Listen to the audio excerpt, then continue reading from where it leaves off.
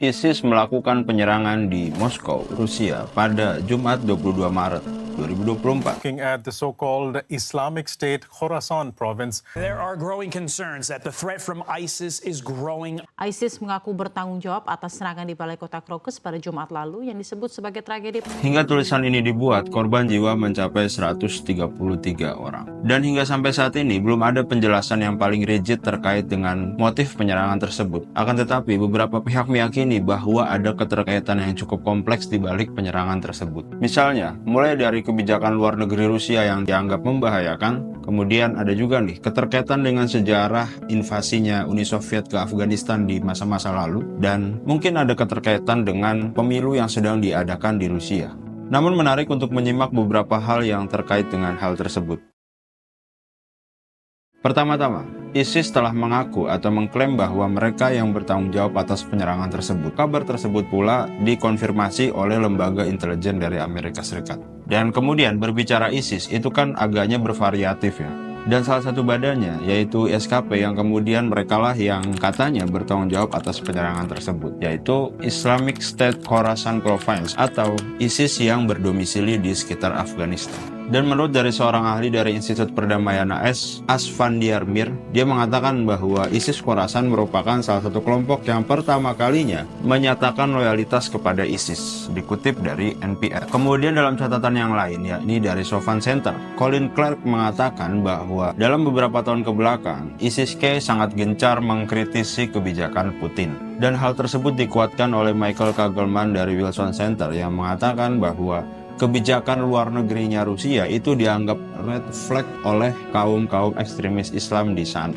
Invasi Soviet di Afghanistan, tindakan Rusia di Chechnya, hubungan dekat Moskow dengan Suriah dan Iran, dan terutama kampanye militer yang telah digembar-gemborkan oleh tentara Rusia terhadap ISIS di Suriah, serta melalui tentara bayaran Wagner Group di beberapa bagian Afrika. Yang kesemuanya itu oleh Kagelman dikatakan sebagai hal yang sangat ditentang oleh ISIS, dikutip dari Al Jazeera. Selain itu misalnya ada juga yang bilang nih bahwa Rusia seringkali terlibat dalam agenda penindasan umat Islam. Dan juga ada lagi misalnya keterkaitan Rusia dengan Taliban, yang mana jelas-jelas kelompok ISIS dan Taliban merupakan kelompok yang sangat kompetitif atau mungkin bisa dikatakan sebagai rival abadi.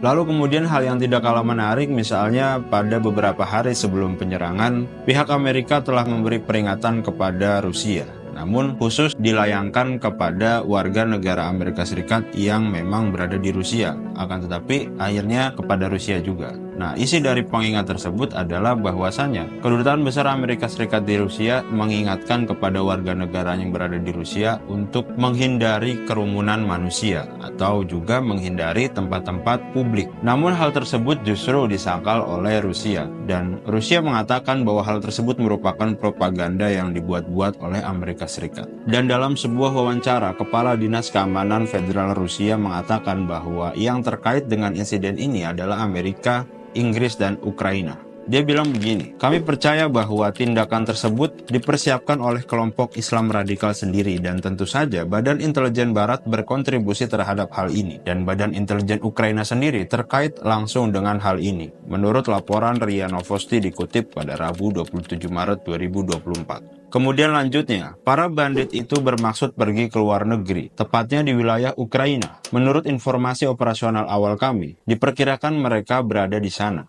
Namun tentu saja ungkapan tersebut langsung disangkal oleh pihak Ukraina. Melalui penasihat kepresidenan Ukraina, Mikhailo Podolyak pada Sabtu 23 Maret mengatakan negaranya tidak memiliki hubungan sedikit pun dengan serangan teroris pada Jumat di ibu kota Rusia, Moskow. Upaya apapun untuk menghubungkan Ukraina dengan teroris sama sekali tidak bisa dibenarkan. Ukraina sama sekali tidak ada hubungannya dengan insiden ini, tulis Mikhailo Podolyak di X. Selain itu, beberapa ahli juga mengatakan bahwa dalam beberapa tahun kebelakang, intelijen atau pihak keamanan Rusia sangat berfokus kepada keamanan di dalam negeri, namun lupa untuk mengantisipasi atau menangkal ancaman yang datang dari pihak luar atau eksternal. Dan hal tersebut dikatakan oleh beberapa pakar sebagai tanda-tanda kemunduran dari keamanan Rusia. Selain penilaian tadi ya, penilaian tentang bahwa intelijen Rusia lebih aktif kepada yang berada di dalam negeri, ditambahkan juga nih oleh beberapa ahli yang lain dengan mengatakan bahwa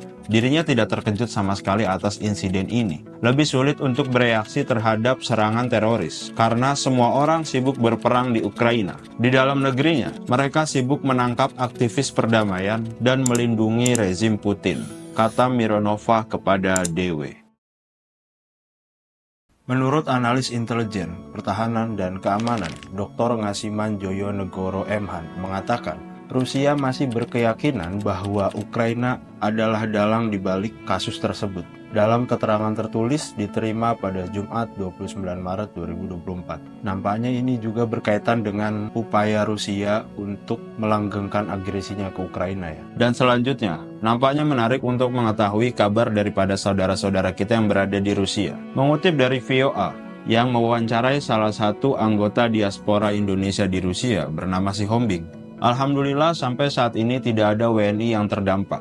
Kami ulangi, tidak ada WNI yang terdampak dalam insiden Crocus City Hall.